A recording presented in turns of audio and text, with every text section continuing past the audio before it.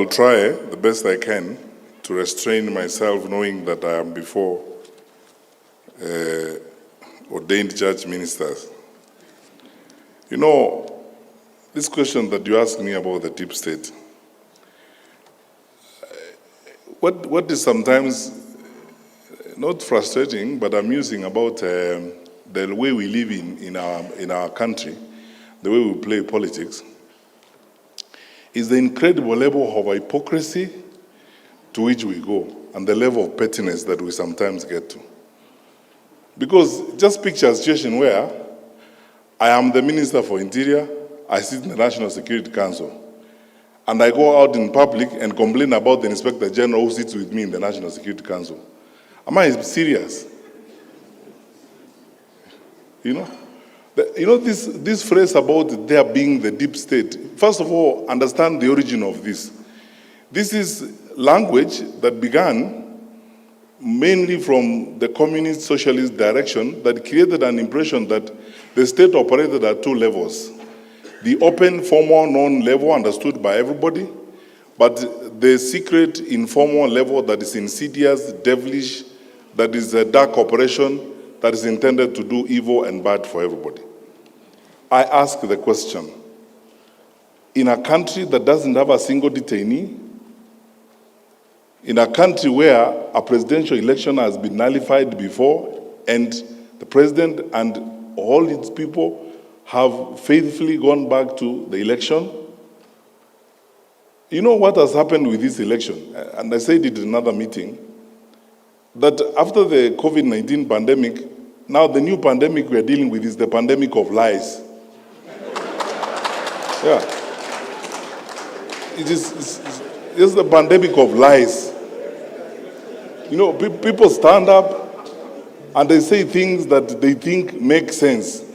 You know, I've been looking at politicians, and fortunately I have the opportunity of having served in cabinet. I know how a budget is drawn, and I know how much money we have in our resources to draw a budget. When a political leader, a national leader tells people, I will put aside 150 billion for market women. I'll put aside 50 billion for boda boda. I'll put aside 100 billion for this. I know how much our budget is and the projected growth of our budget. That time you have not talked about the amount of money that you are taking to counties. You have not talked about transfers for the education sector and so on. Where are you going to get that money to provide that kind of service? You're just lying to those people because you are telling them things they want to hear. And because they won't ask you questions, you just get along with it. You know, when you keep saying this deep state, who is that? And the people who are using that phrase and complaining are members of the National Security Council. They hold public offices. They tell you they are powerful people. So who is that? You know, this facade and stories that are being coined and being bandied around, just so that people create excuses and they camouflage around things that don't exist to survive, or create excuses and pathways of lying and carrying the public along with them. I want to ask you as church ministers, I am your son, and as a public servant, we have a country to serve. Let us not be victims of some of these lies that you keep hearing around. But things that just don't make sense even to a fool. How would you tell people? Yeah. How would you stand up? I'm asking you. How, Bishop, how would you stand up in public and tell me, who is that? And then you don't even have the courage enough to take a decision and say, okay, because I don't agree with the Attorney General and all these people, me, I'm not going to be party to you. In the morning, you speak like government. In the afternoon, you speak like opposition. You see, the question, let's be honest.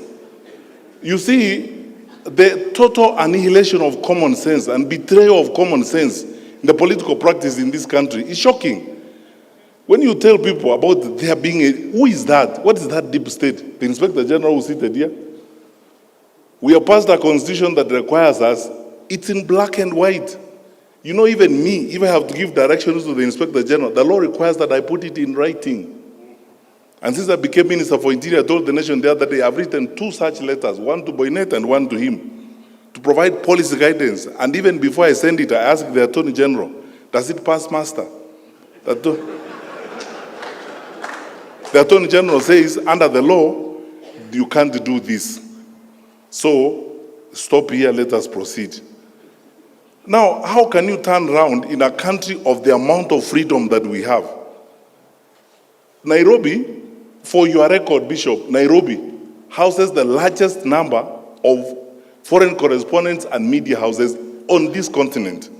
I've challenged people, if you don't think there's freedom in Nairobi, go and report from Addis. Yeah. With all this freedom we have, in a country where the president is insulted liberally by everybody, by opposition politicians, how will you tell me that there exists a covert, dark op element of government that is intended to do certain things? When did you last face and scrutinize and excoriate the Minister for Security? I am here to answer questions. Which is this dark side that exists? Where is it?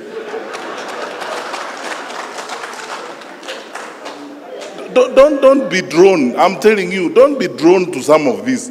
You see, we are unfortunate that we have a brand of leaders. I told you earlier that the narrative we need to be discussing about the future of our country is how we handle corruption and how we create an integrity system of managing our country so that the resources God has given us can benefit our children and our children's children. Now, instead of having that conversation, the artists, the political artists who want to avoid that conversation, they come up with all manner of excuses. Oh, there are people who hate me called deep state, and you sit with them daily. So when do they become deep? When they are with you or when they are not with you?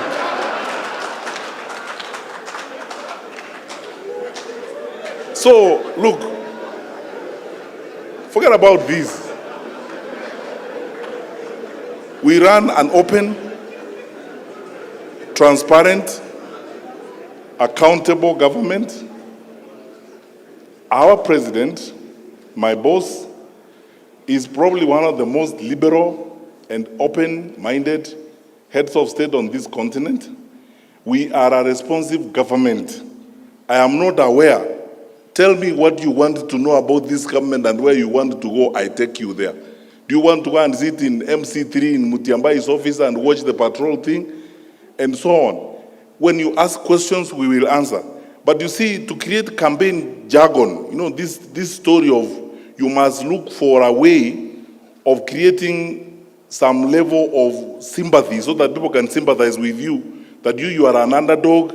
So you create some phantom, some fictitious devils that are existent somewhere that are against you. And these devils are not described. So you use some communist type language and call them deep state. And say, these people, they may be having the state, but we have God. God is for all of us. You can't have God yourself. So, Bishop, forget about this thing, my brother. Let's just go forward and build our country. That doesn't exist. Secondly, and that's why I say thank you for asking me this question, because I never get this opportunity to respond to these things. So I tell you what I think. I mean, if I wasn't before religious leaders, I would have even used a stronger language. Because this is petty, it's empty, there's nothing, it's hollow. People are just loitering around saying things that don't exist. Let them deal with issues. I keep telling people, these elections are like an interview. You leaders have conducted interviews before, haven't you? So when I come before you, you tell me, Fred, good, you want this job? Yes. Where have you been? I tell you, I was headmaster there, I was this. You ask me, what did you do when you were there? How did you handle the students? What did happen? And so on. People are running around here who have held public responsibilities. They are not accounting for what they did when they were holding those public responsibilities. You are the religious leaders. The story of talents in the New Testament. What did you do with the ones I gave you first before you come for more? Now, yeah. Now they are lying. Yeah. They are moving around and saying, oh, you know me, As you know, please sympathize with me. There is a certain dark group of people called Deep State who hate me. They don't like me. They don't want me to be a leader. They plot evil against me. You drive public money in that state. You eat food bought by that public state that you are condemning. You live in a house of that state. When does it become deep and deeper than you?